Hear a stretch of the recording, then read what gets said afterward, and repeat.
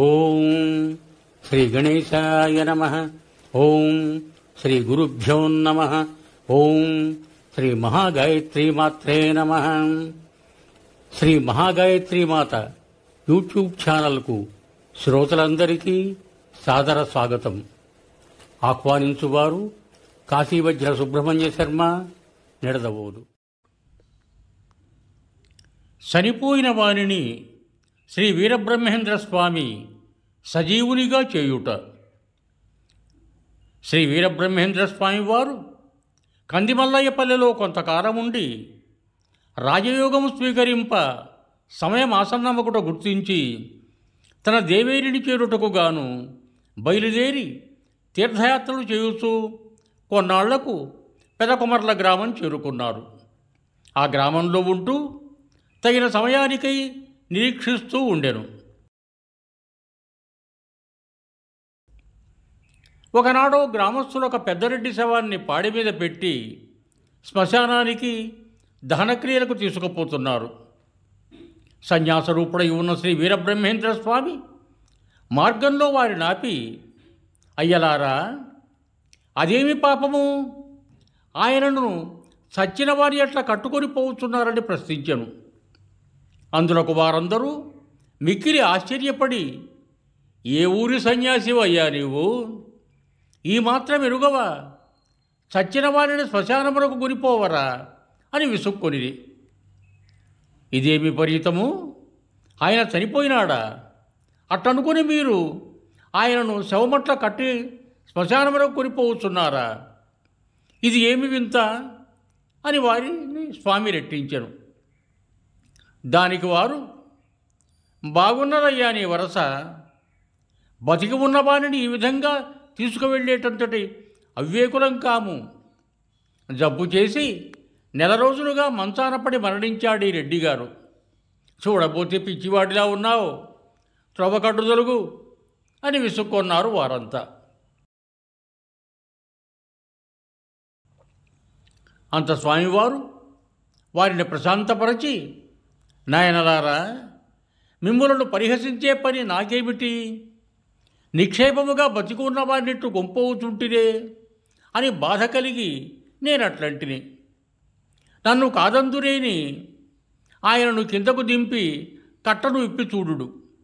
నా మాటలోని నిజము మీకే తెలియగలదు అని పలికెను. మృతుని బంధుహితులకు ఆ పలుకులు హితవై ఆశ కలిగి, పోని చూచిన పోయినదేమున్నదని పాడిన భుజముల నుండి నేలకు దింపిరి.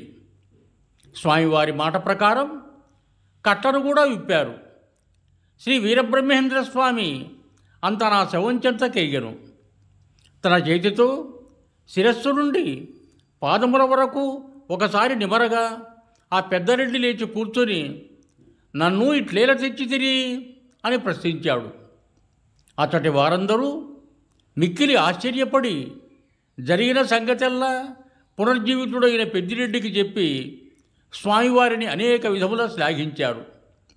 అంతటా స్వామి వారిని ఉద్దేశించి, బిడ్డ, నీకింకనూ ఆయుర్దాయము కలదు, సంతానవంతుడవై ధన కనక వస్తు వాహనాదులతో మరి కొన్నేళ్లు బతికెదవు అని వెడలవంపాను.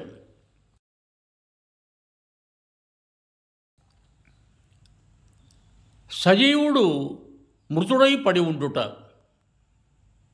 మరణించిన పెద్దరెడ్డిని శ్రీ స్వామివారు సజీవునర్చిన వార్త గ్రామమంతటా వ్యాపించి యావన్మంది ఆ విశేషమును గూర్చి పరిపరి విధములుగా చెప్పుకొనసాగిరి. అద్భుతముని ప్రశంసించువారు కొందరు, సాధువెవడో మాయలు నేర్చిన వాడని కొందరు, మహాత్ముడని మరికొందరు, ఎవరికి తోచిన విధముగా వారు అనుకొనసాగిరి.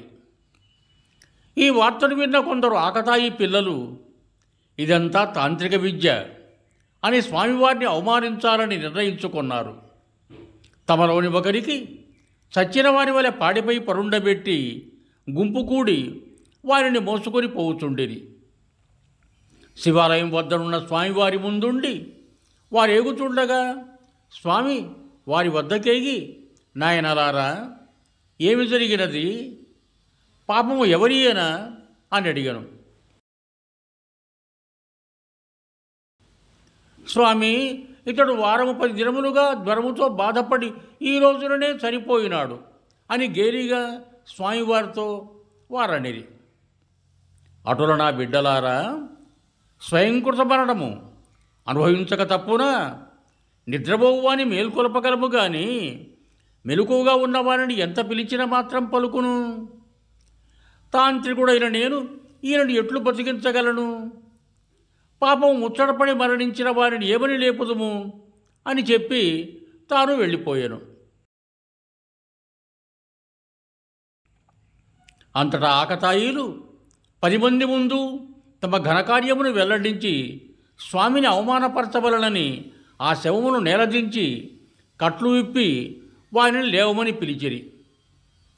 వారెట్లెంత పిలిచినను అతడు పలకకుండుటతో వారందరూ కంగారుపడి వారిని తట్టి లేపబోయి అతడు నిజముగానే మరణించి ఉంటుట తెలుసుకొని గొల్లుమన్నారు. వారిలోని కుశాగ్రబుద్ధి ఒకడు వారందరినీ ఊరడించి, మన అవివేకం మనకే బిడిసి కొట్టినది. స్వామివారిని సామాన్యుడిని తలచి గేలిచేయ సాహసించిన దాని ఫలితమిది. బుద్ధి కలిగి ఆయన పాదములపై బడి శరణు కోరెదము అని పలికెను.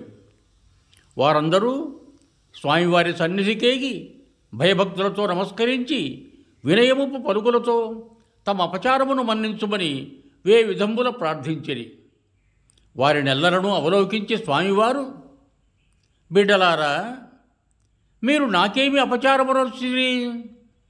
ఇట్లేల వాపోయేదరు? పూర్వజన్మకృత కర్మ అనుభవించక ఎంతటి వారికైనా తప్పదు కదా. కర్మశేషముచే మీకు మీరే అపకారమునర్చుకుంటిరి. ఇప్పటికైనా మీ తప్పు ఎరిగి నన్ను తెలుసుకుంటిరి. కృతార్థులైతిరి. లెండు విచారముడుగుడు అని వారిని ఓదార్చి ఆ శవమును స్వామి తన అమృతహస్తముతో ఆపాదమస్తకము స్పృశించెను. అంత మరణించిన అతడు ఎప్పటిలో లేచి కూర్చొనగా మిత్రులందరూ మిక్కిలి ఆనందించి స్వామివారి పాదములకు మొక్కిరి. దేవాధిదేవ, పాపచిత్తులమగు మాకు తమ దివ్యోపదేశముతో తరుణోపాయం ఉపదేశించుడని వేడుకొనగా వారికి స్వామి కాలజ్ఞానమును వినిపించెను. యువం భూయాత్. సర్వే జనా సుఖినో భవంతు. ధన్యవాదములు. మీకు నా ఈ వీడియో నచ్చినట్లయితే ఒక లైక్ కొట్టి మీ బంధుమిత్రులకు కూడా నా ఈ వీడియోను షేర్ చేయగలరు. అదేవిధంగా నా ఛానల్ను కూడా సబ్స్క్రైబ్ చేయ ప్రార్థన. మరొక్క మారు ధన్యవాదములతో భవదీయుడు కాశీవజ్ర సుబ్రహ్మణ్య శర్మ, నిడదవోలు, తూర్పుగోదావరి జిల్లా.